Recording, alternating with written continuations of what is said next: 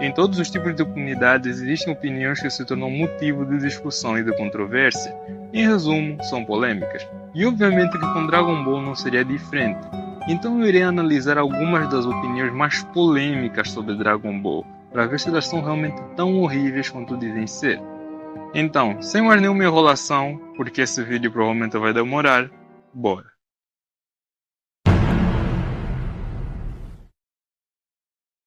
Era só uma questão de tempo até que as elites de esforço versus talento chegassem em Dragon Ball, que em resumo são comparações entre personagens que conseguiram seu poder através do talento ou através do esforço, trabalho duro. E é claro que o Vegeta, o sujeito mais agressivo e o fato dele sempre treinar sozinho, iriam chamar a atenção dessa comunidade e fazer ele ser um honrado trabalho duro, e o Goku como protagonista sempre destinado a vencer, iria ser o talento. Mas obviamente para quem leu e conhece a obra sabe que não é bem assim, pois desde o início o Goku sempre treinou para aumentar os seus poderes. E quando o Vegeta apareceu pela primeira vez, o Goku já havia passado por 3 mestres diferentes, e o Vegeta naquele momento nunca havia sequer treinado para superar alguém. É claro que esse contexto já não demonstra o contexto atual, mas a verdade é que o Goku sempre treinou melhor que o Vegeta, e a saga que representa melhor isso é a saga do Cell, quando o Vegeta treinou junto com Trunks e alcançou uma transformação que se concentra mais no poder bruto, mas perde em velocidade, fator que o Goku percebeu logo, e sabendo que isso não iria funcionar contra o Cell, ele desenvolveu o Super Saiyajin 2. Para além de que sempre que o Vegeta alcança um novo poder, ele fica demasiado arrogante, e isso se torna um motivo da sua queda, seja contra o Cell ou das 2 vezes que ele lutou contra o Freeza.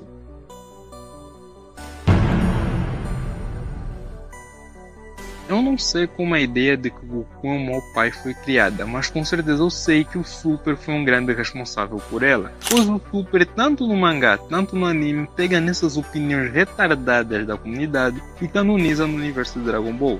Então acontece aquilo que nós chamamos de flanderização, mas iremos por partes. O Goku é realmente um mau pai? A resposta é obviamente não. A primeira menção do Goku como pai aconteceu no início de Dragon Ball Z, e lá foi mostrada que durante os primeiros 4 anos do Gohan, o Goku sempre esteve por perto para cuidar dele. Os únicos momentos em que o Goku não esteve com o Gohan era quando ele estava morto e a treinar no além para salvar a Terra. O Goku nunca forçou nem o Gohan nem o Goten a lutarem, e o único motivo para ele não ter criado o Goten no início da sua infância foi porque novamente ele estava morto, e ele nem tinha como saber que a Tite estava grávida quando ele morreu. Mas mesmo assim, o Goku é de longe a imagem de um pai irresponsável que não se importa nem um pouco com os filhos que tentam passar.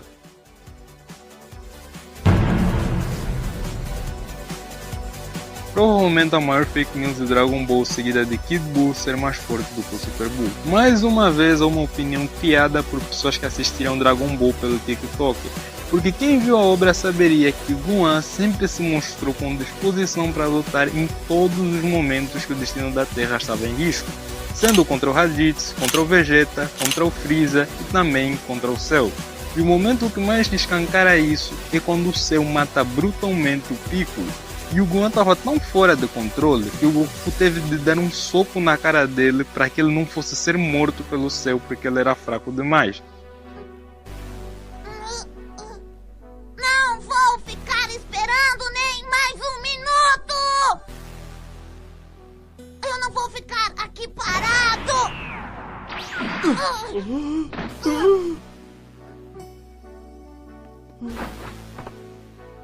Mas se não formos, o Cell vai acabar matando todo mundo! Gohan, seu pai tem razão, obedeça a ele. E dentro da sala do tempo, o próprio Gohan diz para o Goku que ele só tá fraco porque o Goku sempre pega leve com ele. O Sr. Piccolo já tinha me falado que o senhor não serve para ser mestre porque é muito gentil! Ele disse que você é muito mole! Esquece comigo! Agora entendi o que você quer! Como se lutasse contra o Freeza ou o Cell, tem que me forçar até o limite! Mesmo se eu morrer, significa que esse era o meu limite e que seria impossível superar você!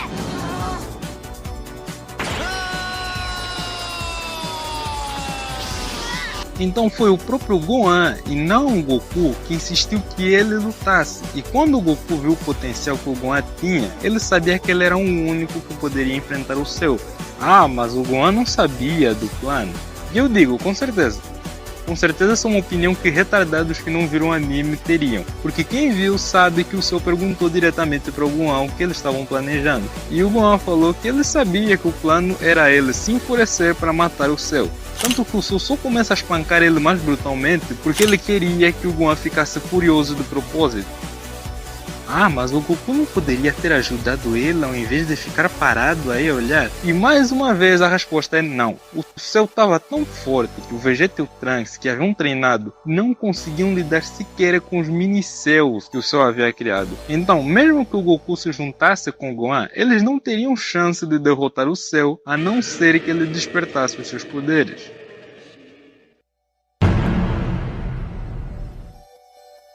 Cara, isso vai dar uma treta.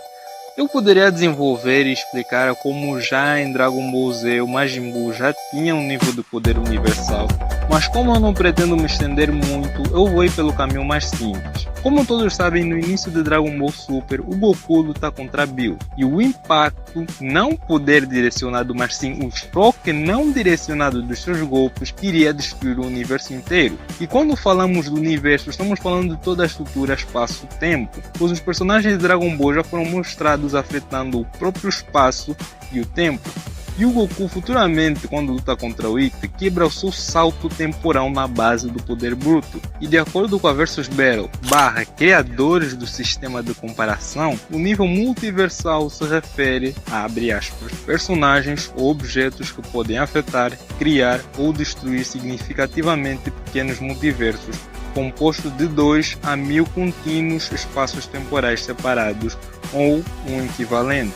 Ou seja, se nessa altura o Goku tinha potência de ataque ou poder para destruir um universo, bastava apenas ele ficar 2 vezes mais forte que ele já seria multiversal. Porque ter um poder equivalente para destruir 2 universos já é ser multiversal. E em Dragon Ball, que evolução é infinita, nem custa dizer que o Goku está de longe centenas a milhares de vezes mais forte do que quando ele lutou contra o Bills. Esse Goku que nem conseguia arranhar o Bills não se compara com o Goku que enfrentou alguém mais forte do que um deus da destruição, ou com o Goku que lutou contra o Moro, ou contra o Goku que lutou contra o Gash. Eu sei que existem diversos contra-argumentos de pessoas extremamente inteligentes, e é por isso que eu pretendo fazer um vídeo exclusivamente dedicado a esse tema. Por isso, fiquem ligados no que está por vir.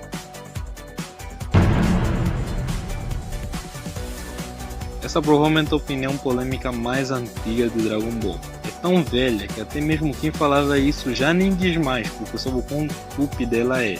Mas eu acho que o culpado óbvio disso é claramente o Super, principalmente o anime. Porque o mangá ainda consegue se safar um pouco, porque as sagas e a história são melhores e tem o arco do Moro. Mas o que dizer de uma história que teve que descaracterizar e emburrecer os seus personagens, porque eles já estavam desenvolvidos, para além de fazerem o Goku arriscar a vida de todos os personagens da obra vezes e vezes sem conta pelo motivo mais estúpido possível para cair na porrada. É óbvio que a visão criada pelas pessoas após isso seria que Dragon Ball é só um anime que só se importa com lutinha. E no mangá, os outros personagens ainda têm um pouco de destaque, como o Vegeta alternando entre o Blue e o God, o Gohan derrotando a Kefla, o Mestre Kame enfrentando o Jiren. Já no anime deram tudo e mais alguma coisa pro Goku. Mas nós sabemos muito bem que não é assim. Há um tempo atrás, eu fiz um vídeo sobre o desenvolvimento de personagens de Dragon Ball, que é o vídeo mais flopado da história do canal. Mas em resumo, o desenvolvimento de personagens em Dragon Ball, seja no clássico ou no Z, se resume em 2 palavras, simples e bem feito. Não só o desenvolvimento de personagens como todo em Dragon Ball. Nós acompanhamos o crescimento da maturidade do Goku, os dilemas dos vários outros personagens. Todos os vilões, sem exceção de nenhum, em Dragon Ball Z são incríveis. Diferente dos outros, que eles não precisam de backstory, suas personalidades e conceitos, principalmente a sua imponência, que já não existe mais no Super, era absurda.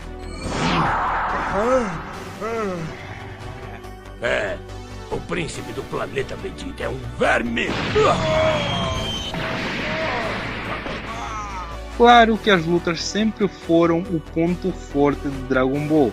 Afinal, Dragon Ball tem as melhores cenas de luta dos animes. Posso até dizer das melhores lutas de toda a ficção. Duvido alguém falar melhor.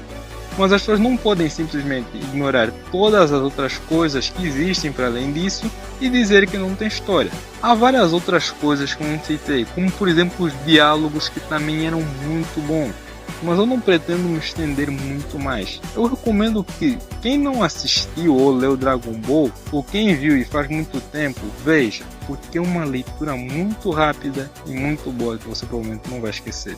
Bem, caríssimos, acho melhor encerrarmos aqui porque eu acho que o vídeo está longo, pelo menos no momento que eu estou a gravar. Tem várias outras opiniões que eu poderia analisar, mas para isso eu vou precisar que vocês me apoiem com aquilo que vocês já sabem, curtidas, comentários, pix com pin da conta bancária, tudo aquilo que vocês puderem fazer, porque não existe artista sem público, eu peço que façam. Bem, muito obrigado por quem assistiu até aqui, eu sou o Lucas de Capa e até mais.